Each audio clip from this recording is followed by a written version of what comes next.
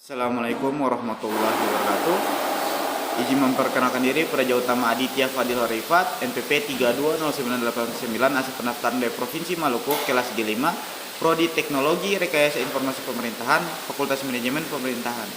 Jadi tujuan saya membuat video ini sebagai tugas pada mata kuliah keamanan cyber, serta untuk mengetahui kasus yang terjadi di Indonesia terkait ketidakamanan sistem informasi di Indonesia.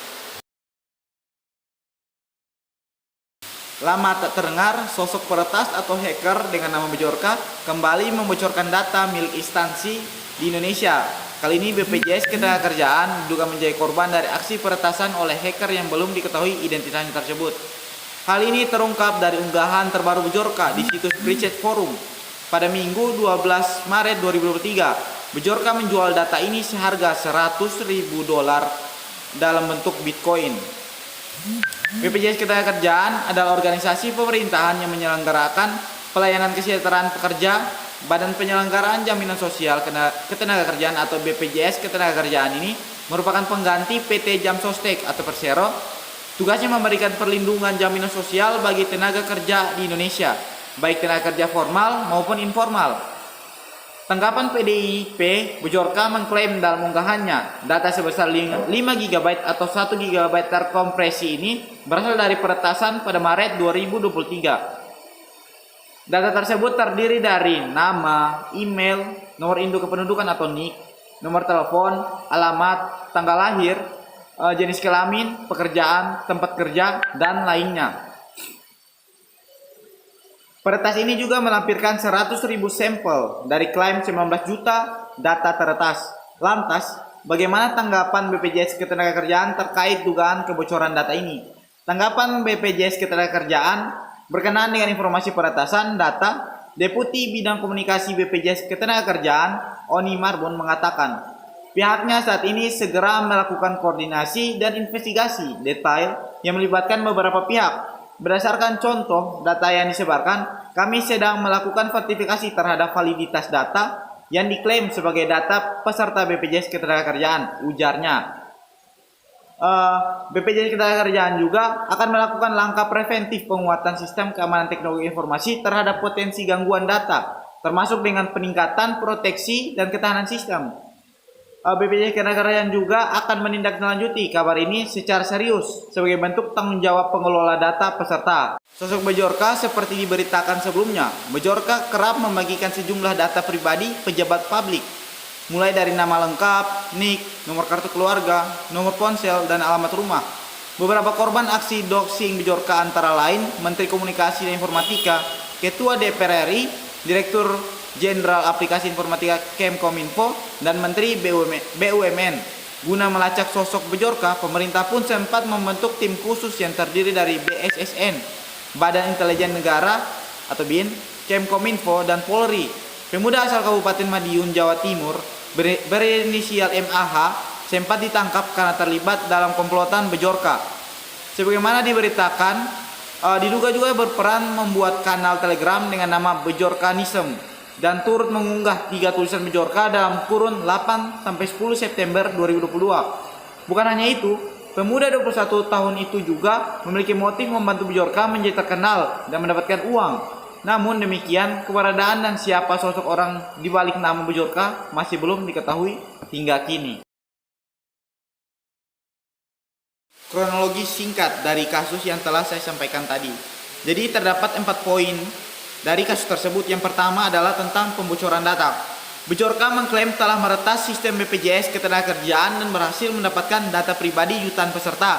Data tersebut kemudian dijual di forum gelap dengan harga yang cukup tinggi. Pada poin yang kedua, pengakuan dari BPJS Ketenagakerjaan ini mengakui adanya dugaan peretasan dan juga segera melakukan investigasi. Mereka juga melakukan verifikasi terhadap data yang diklaim telah bocor. Pada poin yang ketiga, yaitu upaya pencegahannya. Jadi BPJS Ketenagakerjaan ini berjanji untuk meningkatkan keamanan sistem informasi dan melakukan tindakan preventif untuk mencegah kejadian serupa terulang. Pada poin yang keempat, pencarian pelaku. Jadi pemerintah membentuk tim khusus untuk melacak identitas Bjorka. Namun hingga saat ini identitas sebenarnya dari sosok di balik nama Bjorka masih belum terungkap. Teknik peretasan yang mungkin digunakan. Meskipun tidak ada informasi resmi mengenai teknik peretasan yang digunakan oleh Bjorka, namun beberapa kemungkinan teknik yang umum digunakan dalam kasus seperti ini antara lain ada 4 menurut saya. Yang pertama ada SQL injection. Teknik ini melibatkan penyuntikan kode SQL yang berbahaya ke dalam input data, sehingga memungkinkan hacker untuk mengakses, memodifikasi, atau menghapus data dalam database. Yang kedua adalah cross-site scripting atau XSS. Teknik ini memungkinkan hacker untuk menyuntikkan skrip berbahaya ke dalam halaman web yang kemudian dieksekusi di browser pengguna. Yang ketiga, brute force atau teknik ini melibatkan mencoba berbagai kombinasi username dan password hingga menemukan yang benar. Yang keempat, phishing. Teknik ini melibatkan upaya untuk menipu pengguna agar memberikan informasi pribadi mereka secara sukarela, misalnya dengan mengirimkan email palsu yang seolah-olah berasal dari BPJS Ketenagakerjaan. Solusi untuk mengatasi masalah tersebut. Untuk mengatasi masalah peretasan data dan melindungi data pribadi masyarakat, beberapa langkah yang dapat dilakukan antara lain. Yang pertama, penguatan keamanan sistem berupa enkripsi data. Jadi seluruh data sensitif harus dienkripsi untuk melindungi data dari akses yang tidak sah. Yang kedua adalah firewall. Memasang firewall yang kuat untuk melindungi jaringan dari serangan dari luar. Yang ketiga adalah sistem deteksi intrusi.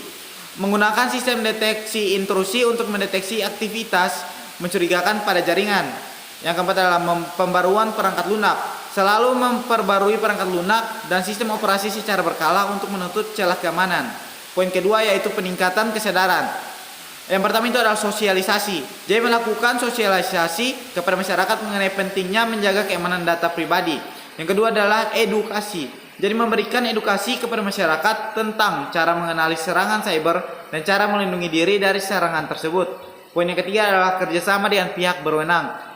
Yang pertama itu koordinasi. Jadi meningkatkan koordinasi antara lembaga pemerintah, sektor swasta dan juga masyarakat untuk mengatasi ancaman cyber. Yang kedua adalah penegakan hukum. Memperkuat penegakan hukum terhadap pelaku kejahteraan cyber. Kesimpulan yang dapat saya tarik adalah kasus peretasan data BPJS Ketenagakerjaan ini menjadi pelajaran berharga bagi kita. Semua tentang pentingnya keamanan data pribadi. Dengan semakin berkembangnya teknologi, ancaman cyber juga semakin kompleks. Oleh karena itu, upaya untuk meningkatkan keamanan sistem informasi dan kesadaran masyarakat harus terus dilakukan secara berkelanjutan. Pentingnya untuk diingat bahwa keamanan cyber ini adalah tanggung jawab bersama. Baik pemerintah, lembaga maupun individu memiliki peran penting dalam menjaga keamanan data pribadi.